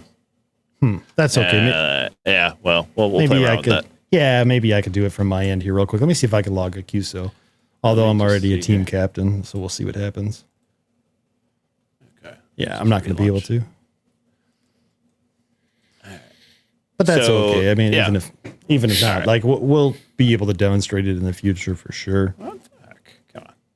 Yeah, nothing in the waterfall yet. I guess I have to highlight something here. All right. Well, so, okay, a couple of things. So how would, obviously people have been using this already. What's the best way for folks to report bugs or, issues that they have and what's the right protocol? Because I know you could, you can email you and spam you to death, but that's never the best way to do it. All right, there we go. I finally got the damn thing working. Here we go. So while you do that, I'll tell you that there is a Discord, and I'll give you a link to that Discord in just a bit. And in that Discord, there's an FT8 Battle Royale section where there's suggestions and like information from me of what I've been updating. And in the suggestions, you could report bugs and stuff like that for now. I think it is wise in the future that I end up getting some kind of email address people could, spam. Right, yeah. But yeah, for bugs and stuff right now, the best thing to do is to join the Discord. Or if you see me on a live stream or whatever, we've been spending a lot of times, like once a week on a live stream, kind of going through weekly sprints, as they're called, and saying like, okay, this is what I coded this week, and these are some of the bugs that I'm having. And then other people, in fact, we were just streaming like 6 hours ago or 8 hours ago, and somebody was like, what does this mean? And I'm like, doesn't it make sense? And I reread it. I'm like, oh wait, that was worded incorrectly, and nobody could figure out what the all-time high was. It was for the ELO points. But yeah, so like if you see me on a stream or whatever, that's fine. Or just join the Discord. Just log to QSO from Kilo Foxtrot 0 QMI and put in team Live Free and Ham. Did you put a / on there? I did. Yep. The Discord link is in the chat, and I'll save it for our show notes too. If I need me to do another one, I can. No. We are debugging. Interesting. Yeah. Give it another shot just to see. All right, because I know that Morton had got it earlier with no problem. All right. Now, why is my window not popping up again? Oh wait, no, I got it. Oh, you did? Okay. User error. Here, I'm going to switch over. I'm just making sure there's no like information being. Yeah. All right. Yeah. Okay. So like we could see here that I go into the teams and I see pending approval now. So I see that there's somebody who wants to have the team Live Free and Ham and approve. Okay. Cool. So now that I approve it, you're an actual team. Sweet. And and so you're set up now. And then, sorry, somebody was going to say something. No, it's basically all the other people have to do is just in their comments. They just have to follow the team, join. Yeah, join the team. And then we should be able, that's a really actually a cool concept too, is once you have your team, we should be able to have like a start option or like a compete against option where only the team captain. So in this case, Eric, you're the team captain for Live Free and Ham, and only the team captains can enable the competition for for the 1 versus 1. That would actually work. Okay. That should work. Okay. So so that's pretty much it. Or of course you could always, for right now in the interim, you could just tell me like, hey, we want to create a duel.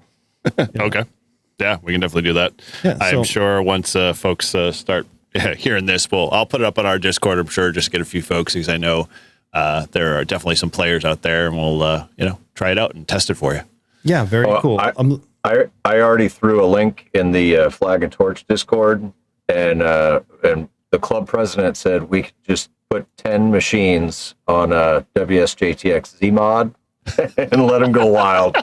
All right, let me show you. So I got this cool thing here, and let's see here. I can click on this suspicious tab, and I actually get red flags of everybody who's like QSOing too much, or high rates of QSOs and so forth. So I can go through. There you go. So, smart man. So like I'm not saying that the system's going to be perfect, but I kind of started to think ahead about those things too. Like who's going to be able to feasibly make 24 hours straight of contacts for 6 weeks? Yeah, exactly. Who has walked away from their machine and forgotten that WSJTXZ was running?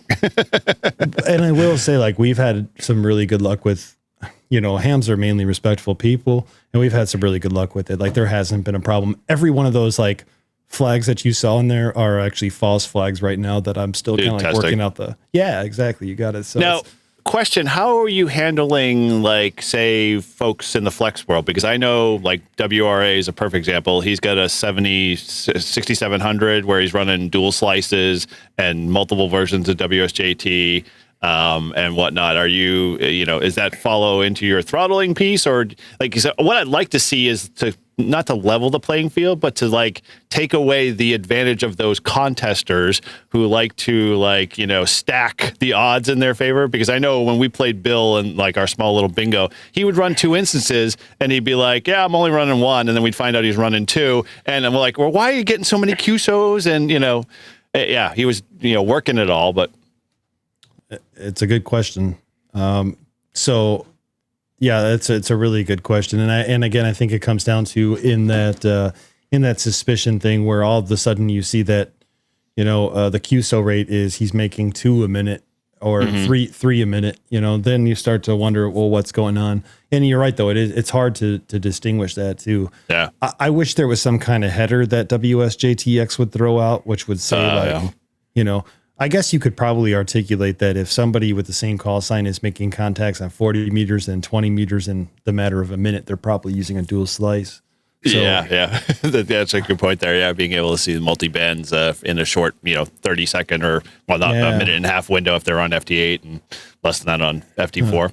To answer your question, that's a good question. To answer your question, I'll at least it gives me time to ponder it, though, Well, and, I'm sure, as this thing starts to get more popularity and, with it and people start really, because I knew this, I saw this post in your Discord about the Teams options coming along. And, I started talking with a few others and they're like, holy crap, is it already in play? And I'm like, no, he hasn't built it yet. I know it's coming. And so, now that it's kind of out there, I'm sure people are going to start to spread the word fast.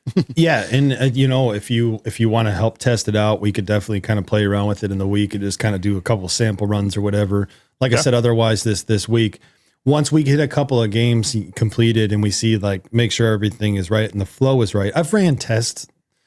You could always write a bot that does like a test and does the hypothetical what would happen thing, but there's always something that goes wrong with that too. So, like, what I'm saying is I wrote a bot and it said that everything is supposed to flow correctly.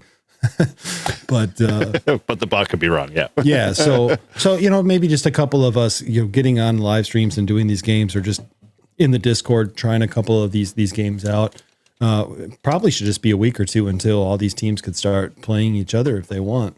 That'd be awesome. How cool would it be to be like, you guys don't like New York, is that right? We don't mind New York. We tolerate Mike. It's Massachusetts that's the worst. Oh, okay. Yeah. So you guys could you have a friendly competition between Massachusetts. Yeah, by states. How do we rank? That'd be very cool. Yeah. Oh man. Yeah, this is man. Yeah, I'm sure you probably lay awake at night thinking of new possibilities and options all the time. I'm sure it never leaves you. I wake up. I do my work around 2 and 3 in the morning. Okay. And I wake up and for the last few weeks, every morning I wake up, I'm like, you know what? I just need to go to the computer and get this out there. I'm like, this sounds like a good idea. This sounds like a good idea. And I've been telling people in the Discord and the live streams, like, as of right now, as much as these ideas keep stacking on, I need to slow down a little bit so I can make sure that we got the heart of it down right before we keep building on. You don't want to build a house on a bad foundation. No, you don't want to build more worse off code on a dumpster fire to begin with, right? That's right. So yeah, I mean, you're right. The ideas just keep coming and that's always kind of been when we talk about my YouTube channel and so forth. That's always been my thing. It's like, hey, we're going to experiment. We're going to try to build something. We're going to learn CAD. We're basically going to go ADHD until we can't go anymore. And it's been a pretty fun time. So I'm glad to hear that you guys are enjoying the concept of this. Yeah, dude, yeah. I love it. Cool. Now, if in terms of the testing out of your custom name, is that something that's still in the works and nobody should kind of, No, that's cool. That's cool. 100%. In fact, yeah, go ahead and do it. /name. And please feel free to do it. And I'll show you how that looks. Oh, I can't show you how that looks on my end. We learned that a minute ago. Right. Yeah. Let me do this here. Just killed. Stop. Come on, log. Man, WSGTX has been acting up for me. Let me kill it and restart it. That always is a problem. Like I said, I have to nuke and pave the system, so that's basically giving me issues. All right, launch it again. Another thing we considered too, while you change your name, is we considered. I say we all the time. Well, another thing. Well, we are. we. Well, we're like a Discord. You know, there's. You got a mouse in your pocket? Yeah. Me and my dog Chuck and my gallon of water. But no, it's a Discord, and we all go back and forth. So I think that's why I say that a lot. But another thing that was kind of considered was both a rolling happy hour. So happy hour might increase every day by an hour so that it's fair around the world. And then the other concept was, I forgot it already. It was something like that. But you gotta tell your AI chatbot to freaking remember those things for you. Yeah, just put it like right into my brain. So like you could just take the thoughts out and put them right in. It'll come back to me. But yeah, there's like little, it had to do with the band multipliers being 6 meters and 10 meters. If you go to the website, I'm going to actually show you on the website here real quick. But if you go to the website, there's information in the analytics about the band activity. The band activity. And when the most contact, I forgot to show you guys the analytics page. So there's like this activity heat map, which shows you when the most activity is occurring, which could also kind of play a factor in happy hour possibly. But like one of my favorite things is the band distribution chart. And we get an idea about like who's using what bands the most and what bands aren't getting used the most. So what better way to promote people being on bands that don't get used much, like 160 meters? Yeah, kind of like do a fire sale thing where, hey, everybody's on 6, try 6, and you get a bonus points for it. All right, come on. All right. Exactly. Guys, Bob Kopp, one of our Patreon members, he has a question. He can't get onto the chat, so he asked me to ask this question. Why don't you send him the link? He just texted me, so I'm going to help him out. Okay. All right, Bob, this one's for you. It says, if somebody wants to join a team, are they automatically on that team, or does it have to be okayed by the team captain? So if you create a team, can people find a team, I guess, and then just join it, or are you kind of put on hold until you get approved by the captain? Yeah, as of right now, it's just once you have a team, anybody can join it, which is definitely a bad concept. It could work towards something like where the team captain may be able to in the future like approve or deny things, or maybe it's even just that where the team captain, much like Eric just wrote / the team name, then maybe it's space in the call signs that he wants on his team. Right. And then it just joins, this is awesome. This is great. That's a great question. I'm actually blown away by that question. So to answer your question right now, it's kind of a really lax version of any way to make a team, and anybody could join it. But I think that would be a really great concept is /team or /join team name call signs. That's great. Thank you. There you go, Bob. The best part about this being a recorded episode there, Sean, right, is you can go back on it. You don't have to remember any of this. Just got to remember to check the stream. I can't, what's going to happen is, once this airs, we're going to have, I think the Discord's going to kind of go nuts with questions. That's totally fine. Forward them to you and be like, these are some questions for improvements or changes or whatever. But I think this is awesome. I mean, I thought the what was it? What do we call it? FT8 off. Yeah, FT8 off was a blast. This looks like, this is like more strategy, and this is going to be kind of cool. Now, Mike's got a comment there in terms of options for 6 meters because he's a big no bands left behind guy. Saying that maybe during the VHF contest weekends, it could be fun for others to, I missed his comment here, help other contesters. Interesting. Yeah, that might work. We ever talk about that one? Okay, I just sent one. Oh, we didn't talk about that, name. But that's a great concept too. Is like during a contest, maybe point the multipliers toward those bands to increase the activity on the bands, but help everybody out. Yeah, for sure. And that was kind of the concept behind the POTA and the SOTA tag. Also, it's like now we're taking a system and a competition or contest or whatever we're going to call it, and we're incorporating it with helping other people's cool, systems work. So okay, it's just /name, right? And then in quotes or no? Yeah. So were you POTA, man? Yeah. Mm-hmm. Yeah. It went through. Okay. So I got it. I approved it. And then, as we can see here, POTA, man. I need to change the format on this so the full thing comes in. But there's POTA, man. And then I can see here. Oh, there's. I think I know what you're going to ask, but go ahead. I was going to say, how do you deal with duplicates? It can't be a duplicate. So if that's been already requested, it'll I'm POTA man. Nobody else. Yeah. Until you change it, you could change it once a week. I think it is. But, okay. Right. So if you ever do change it, somebody might snipe it. There's another thing though that we need to consider with this is at any time I could jump on and I could say that I'm N1JUR and I can change it to some dirty filth, right? And the cool thing that I implemented with this, and a lot of this that I really haven't spoke about, but a lot of this is also IP based. So as you're logging contacts, I have a record of your IP history that gets put into the contacts. And I can say that, hey, when you try to change your name, it'll deny you automatically if you don't have a history of using that IP address. Nice. And if there's a problem, then we could talk it out or whatever, like constantly changing IP address. It's not static or whatever. But it's just a way to kind of measure security a little bit, where if somebody comes on as N1JUR from Florida and it's not you, they can't change your name. Yeah. That's a good idea. Definitely. Sounds like you.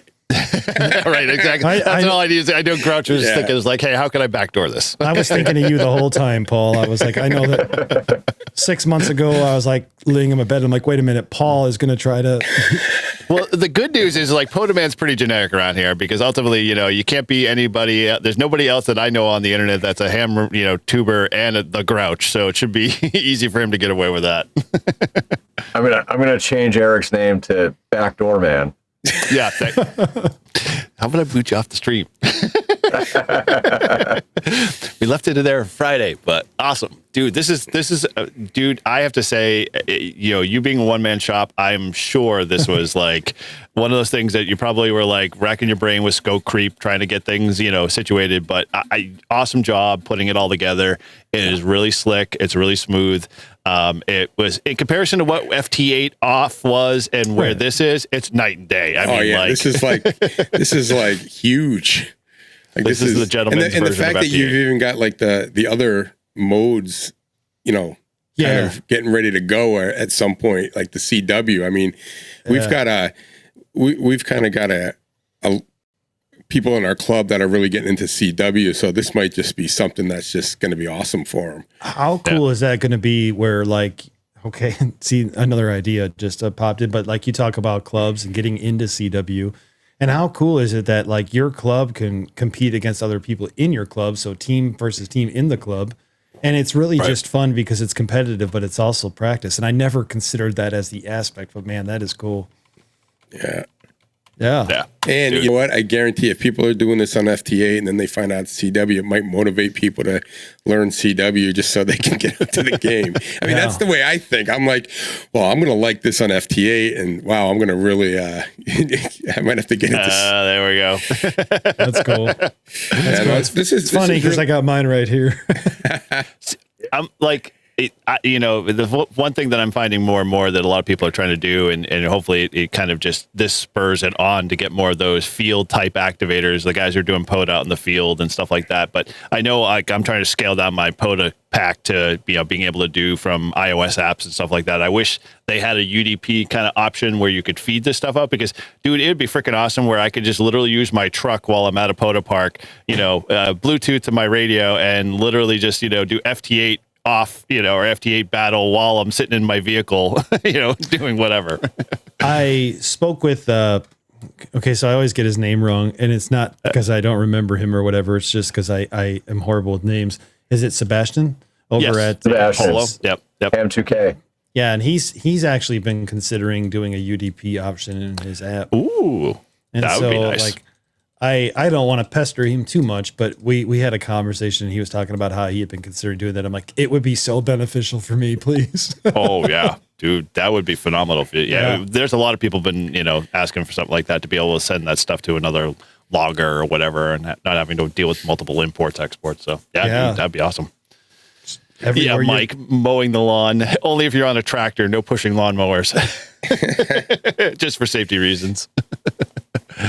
But dude, man, this is phenomenal. Awesome job. I am blown away. And the fact that it's just, you don't have to go through a whole, like, it's just you. So, you're just pushing out the ideas and making things happen, which is totally awesome. So, let me ask you this, how when we did the FT8 off, it was, you could either do it live or you could submit it at the end, right?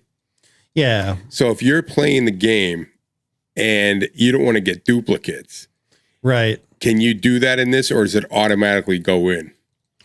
So I wrote something, and I need to make sure that it is functional. But the way it works is, even if you are back, you submit your logs later, it should back math it so that, like, oh, you made contact with that guy way over here, so your points are still invalidated for that contact. Right. Because I just know that, like, people, I know with the FT8 how people were like submitting logs from changing the dates or whatever from the other day, and like, all of a sudden, like, you'd see them and they'd be like, "There's no way you made that many, in an hour." But I guess what I was saying is, like, if you did it and you said, "Oh, I made this one twice," if you didn't do it live, you'd be able to delete that from your log, right? And then submit it without it in there. Yeah, that's definitely a way to do it. Of course, we'd have to have like a mass ADIF uploading thing on the thing. But I see your point, and it's just like, so maybe you want to check your logs before you submit it, and that could be something in the future as well. Yeah. But yeah, I do know that. But on the other hand, I think, like, if you want to play the game and you're not going to cheat, and the idea is that you should be paying attention of who you've worked and who you haven't, right? I think that's a good point. And at the end of the day, like what I said earlier, the points are all made up and none of it really matters. Yeah, why are you like that? I like, even it's like the guys that, they rack up FT8 points at Poda Parks, and you're like, why are you at 6,000? I've never seen you there whatsoever. It's like, what are you doing it for? You're not doing anything to make it fun for anybody. So yeah, totally awesome. And now, do me a favor, dude. Just kill those last two contacts, because those are too logged. Speaking of cheating. Oh, sure. Yeah, I'll go in here and I'll make sure I'm not showing no screen. Yeah, no worries. So let's see. I see one here. Was to W5AQY. Yep. All right. You are the Winkus League, and then what's the other one? KF0QMI. Oh yeah, there it is. Goodbye. So I've deleted those. Awesome. And I got to ask, Sean, is there any reason why you haven't given your call sign on the show? Because your call sign is pretty unique. Oh yeah, it's my call sign is a Whiskey 9 Foxtrot W9FFF. All right. I just didn't know if you were trying to keep it private, but yeah, no, I love the Fox. It's a good one. If you were, watching his channel, you'd know that when he does POTAs, he actually gives out his call sign there. So it is embedded in some YouTube video somewhere. Well, I have done POTAs with Sean. Mm-hmm. Right. I was gonna say, there was yours too as well. So yeah. That's I guess I've been doing this so long now where I just I kind of like, okay, I guess I'm dude. Yeah, you kind of. Well, your handle in Discord is IMHRD, so you can't be you can't avoid it. Yeah, sometimes that throws people off, which is good. They're like, "Oh, we didn't know you were dude," and I'm like, "Okay, cool." If you do, back to that deductive reasoning Paul was talking about earlier. Not a lot of people have it. Sure. Yeah. So. W9FFF, it's a good one. I think it was originally a call sign for like a CW club, Illinois Fist of CW. Somehow I got it, and it works well for me because it's something that's not really related to the FT8 Battle Royale. But I'm a 3D printing guy. I got a ton of printers over here, and one of the things for fused deposition modeling is also FFF is another name for it. So I'm like, hey, that worked out. Yeah. I didn't know that when I got the call sign, but it sounds good. Rolls off the tongue, makes it easy. Yeah. Although, when you're doing sideband on Podike, I'm sure FFF what? How many Fs? Is that you stuttering, son? All the time. All the time. Foxtrot, Yep. Foxtrot. No, Foxtrot. What? Foxtrot. There's a whole skit to that, Oh boy, I can only imagine. So cool, man. All right. Well, you guys, any other questions you want to throw at Sean or anything about FT8 battle or? All I gotta say is, man, I'm super impressed. I've been kind of watching this project for a while, but it really it makes me want to stop fucking around and buy a couple painters poles and just get a wire up over the RV so that I can at least do FT8 from here. You mean none of us are the impetus to do that? Yeah, Sean is the guy to get. Thanks. You got to make it a game. That's right. Right. I think you could do it, Paul. I think you could definitely do it. If you can't find a painter's pole, you know what to do, right? Adapt. Yeah, get a chain link fence pole. You know that tunes up like no problem. Come on. There's a big fence around here.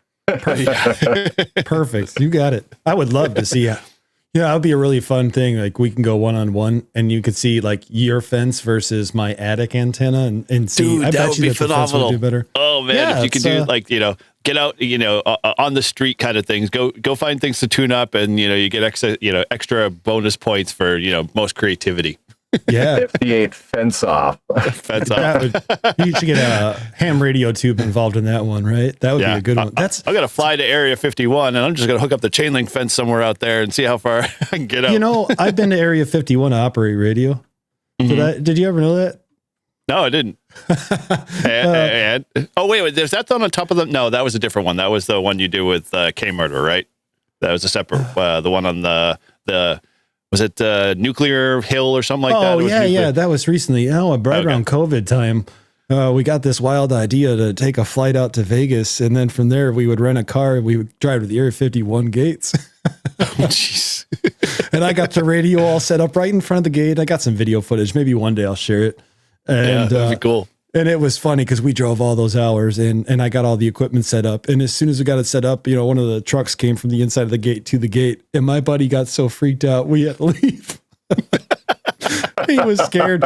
Big bad dude. It's like, I don't know if we should be here. I'm like, dude, we're fine. Oh, yeah. They may probe us. Yeah. It would have been better if that was like a state park. Probably. Very much so. All right. Well, Sean, how can folks reach out to you? If they want to learn more about your channel or what you're doing or more about FT8 Battle. Yeah, currently the best way is going to be the Discord. And I get you a link if you don't have it already.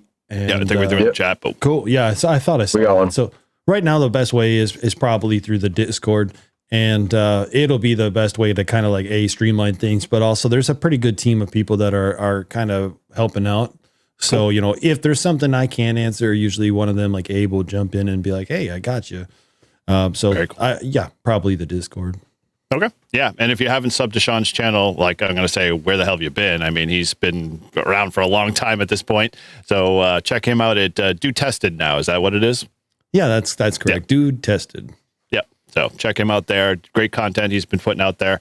Always excited to see, what he's adapting and changing and modifying and, building upon. So, you want somebody who's a tinkerer and definitely doesn't deal with the status quo. Sean's your guy. Thank you. Appreciate it. Thanks for having me on today too. I appreciate y'all. Dude, it's been a blast. We'd love to have you on and you're always welcome to come hang out with us, anytime. We do some live streaming stuff. So you got the keys to the kingdom back door. So feel free to pop in anytime. You're always welcome for sure. So with that, let's kind of put a little bow on this one here. So thank you again, guys, for checking us out here at Live Free and Ham. And make sure, if you haven't already, come be part of the community. We always want to make sure, we get to know our listeners and our viewers. But, we truly appreciate everybody who's obviously in our current community because you guys help support us. And you guys are the community. So we thank you guys and can't thank you enough. And as you always, you can connect with us by reaching us over on Discord. You can join in any of the conversation. There's a bunch of channels. Grouch has got his own, mine, and there's many more. And you can reach out to us any which way. You can hit us up by subscribing to our YouTube channel, I think we're at like 900 now, which is, I don't know where the extra traffic's coming, but like people are just jumping on board. So it's really cool to see that they're growing finally. 906. Sweet. All right. Well, that means we're going to be getting close to, that 1,000 mark, which will be a, phenomenal milestone for us. So it's really cool and awesome on that. And so, yeah, head on over there, subscribe, make sure you share and like as always. And if you want to leave us a review or you want to answer or ask a question, always use our voicemail number at 978-233-1142. And we'll make sure we get that into our next show. And if you want to support the show, head over, join our Patreon, or buy us a beer. Links for now. And as always, if you want to get in on any of the merch, and eventually, Mike, I will get around to making another t-shirt. It's on the list. I can't avoid that. It's just too, flies to a moth attraction there for me. So you can always head over to livefreeandham.com/shop for all of the current merch we got over there and check stuff out that and find all of our contact info if you want to reach out to us individually. And thank you again for listening. And from all of us here on Live Free and Ham and Dude Tested, Sean, 73. 73. 77.